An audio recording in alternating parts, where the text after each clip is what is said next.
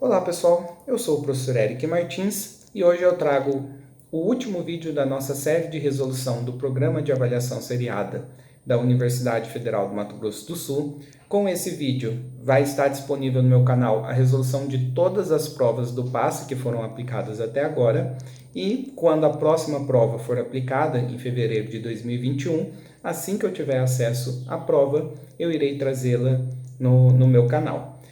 Bem, no vídeo de hoje nós iremos resolver aquela que foi a primeira prova do PASSE, que foi a prova da primeira etapa de 2017, aplicada então para os alunos que concluíram o primeiro ano em 2017, prova que foi realizada em março de 2018, demorou um pouco para se realizar essa prova, até porque esse programa ele foi criado no final de 2017, então eu acredito que a universidade ela quis um pouco de tempo aí para organizar essa prova. Bem, características da prova.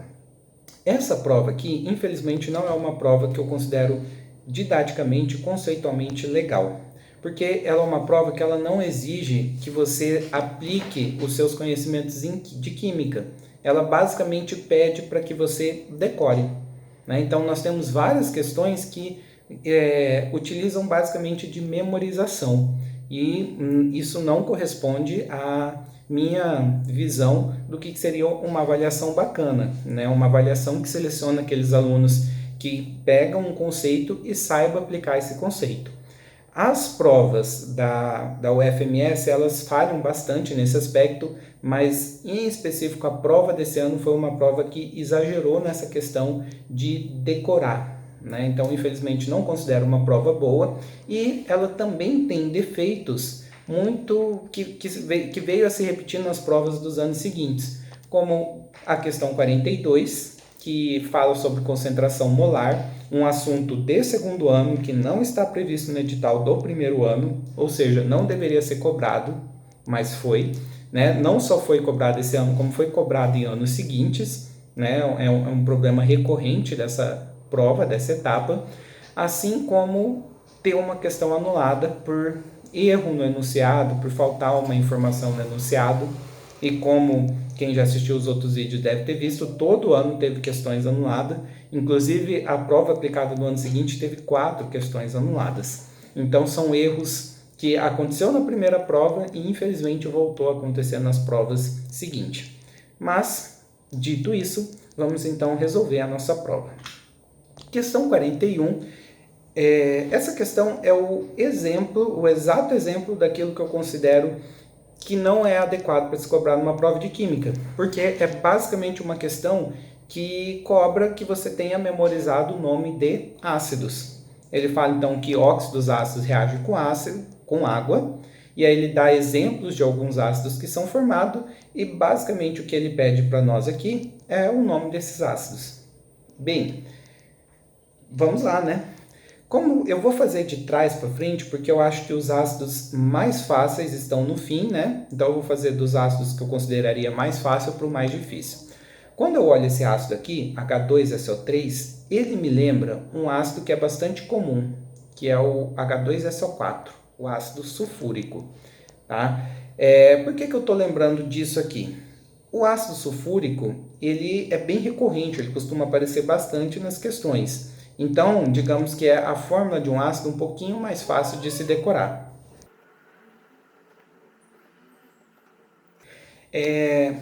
E ajuda você a lembrar o ácido sulfúrico, porque normalmente quando se tira um oxigênio, para muitos ácidos você pode trocar o final ico por final oso. Então, se nós trocarmos esse final ico por final oso, o nome desse ácido aqui vira ácido sulfuroso. Até porque a diferença é exatamente essa, você diminuiu em 1 o número de oxigênio. Se você lembrasse que esse aqui é o ácido sulfuroso, você já tinha informação suficiente para responder a questão na alternativa D. Afinal, era a única alternativa que tinha o sulfuroso como última opção. Mas, comentando outros ácidos, a mesma ideia que eu usei para lembrar o ácido sulfuroso, eu usaria no próximo aqui, no HNO2. Porque o HNO2 me lembra outro ácido que é bastante comum, um pouquinho mais fácil de decorar, porque aparece bastante, que é o ácido nítrico. E basicamente a diferença entre o ácido que ele me mostrou e o nítrico é um oxigênio a menos.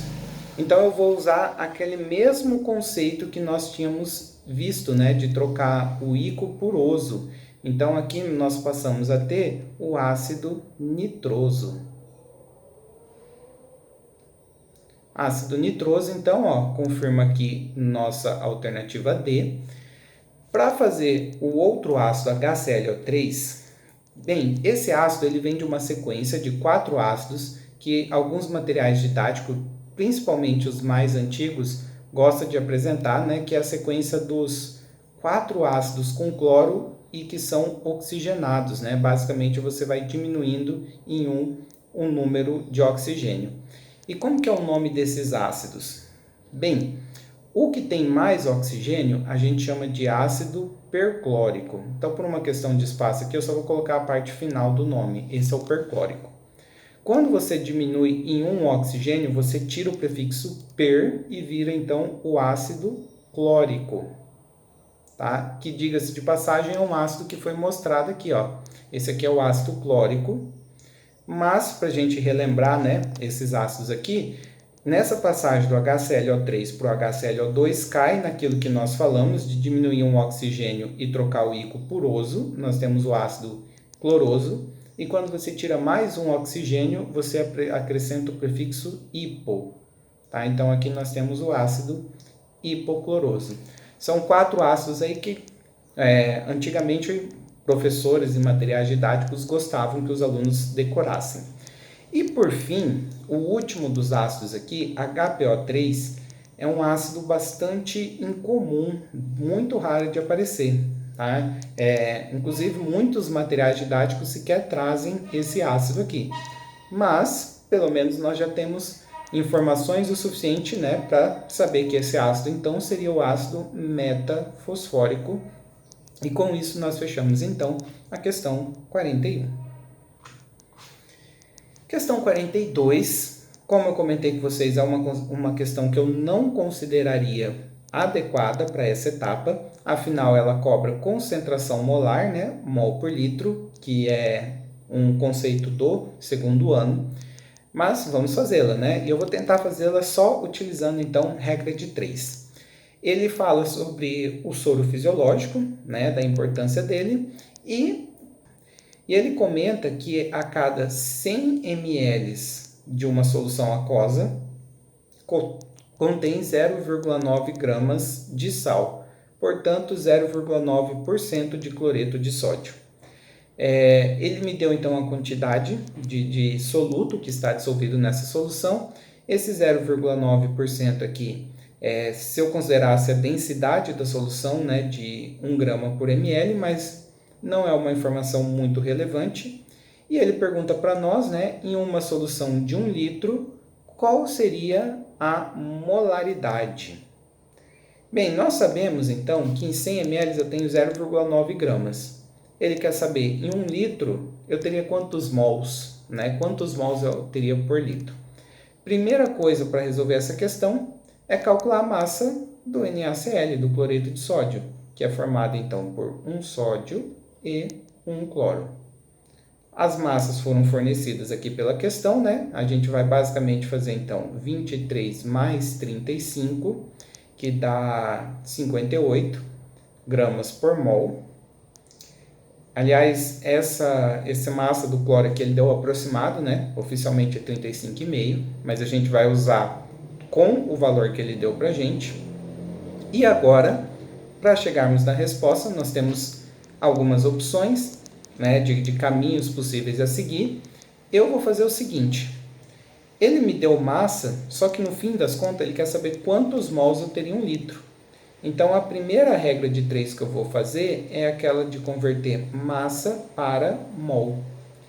Como que ficaria, então, essa regra de 3? Nós sabemos que a cada 58 gramas de NaCl, nós temos 1 mol. Esse exercício me deu uma solução contendo 0,9 gramas. Quantos mols isso corresponde? E aí, bastaria, então, a gente fazer essa conta.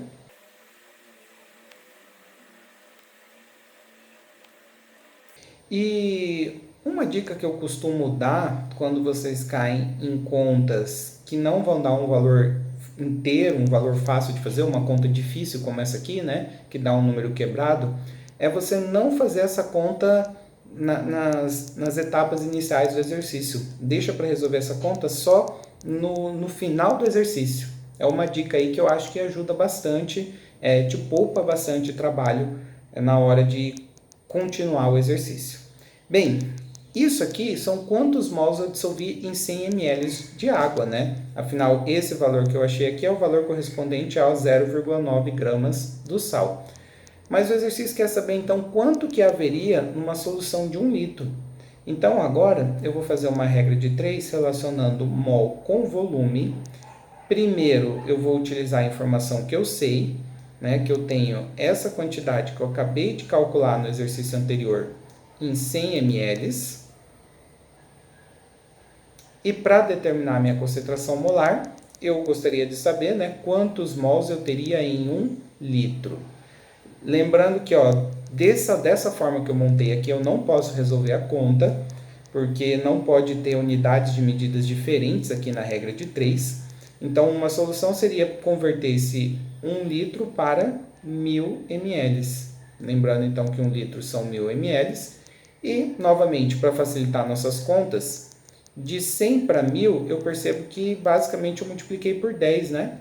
Então, para eu descobrir o valor de x, basta eu multiplicar por 10 esse valor, essa quantidade em mols. Né? Que não é uma conta difícil de fazer, 0,9 vezes 10 vai dar 9. Então, a nossa resposta é basicamente isso aqui, 9 dividido por 58. Tá? Esse é o valor de x. Resolvendo essa conta, nós chegamos então a 1,55 e mais um monte de número, mol. Tá? Lembrando que esse valor que eu acabei de calcular é quantos mols eu teria em 1 litro. Então, 0,15 mols por litro. Fechamos, então, a nossa questão 42, marcando a alternativa B. Questão 43. É uma questão que fala sobre o ácido cianídrico, que uma substância extremamente tóxica, um gás extremamente tóxico, um pouquinho que você respirar, você morre asfixiado. Ele conta um pouquinho dos problemas que esse gás traz ao nosso organismo. E a pergunta é, o composto HCN, citado no texto, apresenta que tipo de ligação química? E, bem, então a gente vai tentar fazer as ligações químicas do HCN. Um problema, né? Essa questão foi anulada e a gente vai ver por que ela foi anulada, tá? E além dela ter sido anulada porque a pergunta não ficou muito clara, essa prova ela não forneceu tabela periódica. Então, infelizmente, era uma prova que exigia que você tivesse decorado quantos elétrons tem na última camada cada um desses elementos. Apesar de serem elementos bem comuns, né? A única maneira de resolver é tendo gravado que o hidrogênio, por exemplo, tem 1 na última camada, que o carbono tem 4 e que o nitrogênio tem 5 elétrons na última camada. Todos eles são ametais, todos eles são elementos que querem ganhar elétron. Para eu fazer então a ligação, o hidrogênio ele tem 1 e ele quer ficar igual ao hélio, ele quer ter 2. Então ele quer ganhar, o carbono tem 4, quer ficar igual a um gás nobre que tenha 8, também quer ganhar. Eu vou fazer o seguinte, eu vou compartilhar aqui um elétron do hidrogênio com o carbono. Com isso, o meu hidrogênio está satisfeito, ficou com os 2 elétrons que queria. O carbono que tinha 4 passou a ter 5. Ainda faltam 3 elétrons para esse carbono ficar satisfeito. E se eu olhar o nitrogênio ele tem 5 elétrons, ele quer ganhar 3. Olha só que coincidência, o carbono quer ganhar 3, o nitrogênio também. Então, basicamente, eles vão compartilhar 3 elétrons cada. Eu vou pegar, então, esse elétron do carbono e vou só mudar de lugar aqui para ficar um pouquinho mais fácil de nós fazermos a ligação. E aí, nós vamos compartilhar 3 elétrons aqui, de cada. Com isso, o carbono fez 4 ligações, né? Ficou com os 8 elétrons que queria. O nitrogênio fez 3 ligações também para ficar com os 8 elétrons. E o hidrogênio, bastava ele fazer uma ligação. Então, aqui nós temos o nosso HCN. E qual seria a resposta? E aí que vem um problema. Que tipo de ligação foi feita aqui? Ligação covalente, aquela que compartilha elétrons. Nós tivemos nesse composto uma ligação simples entre o H e o C e uma ligação tripla entre o C e o N. Na hora de marcar a alternativa, nós teríamos a alternativa B e a alternativa D como opções corretas, né? Ambas descrevem algo que acontece nessa molécula aqui.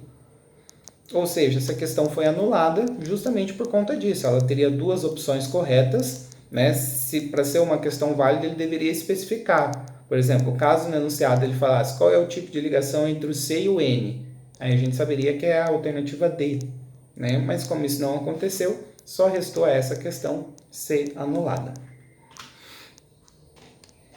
Questão 44. A questão 44 ela comenta sobre o conceito de eletronegatividade, que é um conceito importante aí para a gente determinar se as moléculas são polares ou apolares. E, no fim das contas, ele pede para nós assinalar qual é a alternativa que apresenta somente moléculas polares. E aí nós temos, então, em cada alternativa 3 moléculas diferentes. A gente vai descobrir em qual delas há somente moléculas polares. Para que eu tenha mais espaço, né, eu deixei aqui só as alternativas para nós avaliarmos, ok? E a gente vai desenhar, então, todas essas moléculas. Lembrando que, infelizmente, nesse exercício, nós teríamos que saber de cabeça quantos elétrons tem na última camada aqui de cada átomo, para julgar se são polares ou não. Então, vamos lá. O CH4, nós temos o carbono, que possui 4 elétrons na última camada, circundado por 4 hidrogênios, cada um com 1 elétron. As ligações químicas aqui é o seguinte, ó, como cada hidrogênio ele quer ganhar 1, né, ele vai fazer uma ligação aqui com o carbono. E aí, ó, faz uma ligação, né, cada hidrogênio faz uma ligação. O carbono que tinha 4 elétrons fazendo 4 ligações está satisfeito. Essa aqui é a estrutura. E essa molécula aqui é uma molécula apolar, porque nós temos um átomo central que não sobra nenhum par de elétrons livres. Normalmente, quando sobra par de elétrons livres, indica uma polaridade na molécula, não é o caso. E todos os átomos ligados ao carbono são iguais, são todos hidrogênios, fazendo com que os vetores, né, que surgem pelo fato do carbono ser mais eletronegativo se anulem todos. Então, essa molécula aqui é apolar. Por conta disso, a gente já vai descartar a alternativa A, né, que aparece o CH4. Também poderíamos descartar a alternativa C, que também aparece o CH4. Tá? E vamos olhar a próxima molécula que aparece aqui nas alternativas, que é a amônia, que nós temos um nitrogênio com 5 elétrons na última camada e 3 hidrogênios com 1 cada. Nesse caso aqui, ó, os hidrogênios fazem uma ligação, como nós já estamos acostumados a ver, e o nitrogênio que tinha 5 faz 3 ligações para ficar com 8. Dessa vez, ó, sobra um par de elétrons livres no átomo central. Esse par de elétrons livres indica que essa molécula é polar. Então, quando sobra par de elétrons livres no átomo central, você já pode automaticamente falar que a molécula é polar. Você cria uma geometria que sempre vai cair numa polaridade. Então, a amônia, né, pode ser...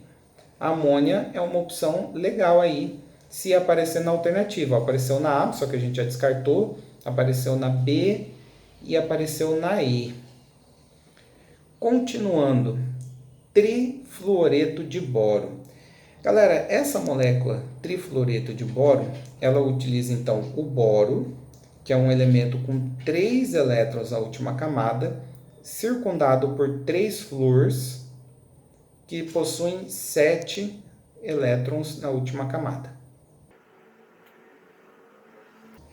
E para quem está acostumado com o octeto, o boro ele é uma exceção. Tá? Ele é um elemento que ele não necessariamente precisa ficar com 8 elétrons na última camada. Na verdade, o boro ele tem 3, e se ele fizer 3 ligações, ele já está satisfeito. O flúor não é uma exceção. Tá? O flúor tem 7, ele quer ficar com 8, logo ele fará uma ligação, e as ligações feitas vão ser essa aqui, ó, uma do boro com cada flúor. Bem, essa molécula aqui, primeiro, não sobrou par de elétrons livres, e todos os átomos que estão ligados ao central, ao boro, são iguais. Então, essa molécula aqui ela é apolar. Tá? A polaridade da ligação BF vão se anular aqui nessa molécula, ela é apolar. Então, todas as opções que tiver BF3 eu posso descartar. Isso permite eu descartar, por exemplo, a alternativa D, né, que tem aqui o trifluoreto de boro. Por enquanto, então, nós estamos entre a alternativa B e E. Na alternativa B, nós temos o Cl2, o gás cloro, que seria então a combinação de dois átomos de cloro. Lembrando que o cloro ele está na família 17, ele tem 7 elétrons na última camada. E quem tem 7 elétrons, basta fazer uma ligação. E essa molécula aqui, ela é uma molécula apolar. Moléculas formadas por dois átomos são bem fáceis. Se a molécula for formada por dois átomos iguais, eu já posso automaticamente classificar como apolar, porque essa ligação aqui, né, ela é apolar. Você não tem nenhum átomo mais eletronegativo que o outro, né? Ninguém puxa o elétron com mais força, então você não cria um polo na molécula.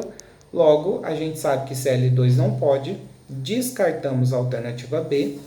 Resta para a gente marcar somente a alternativa E, e a gente pode confirmar que é a alternativa E olhando as outras duas moléculas, ácido clorídrico e ácido fluorídrico.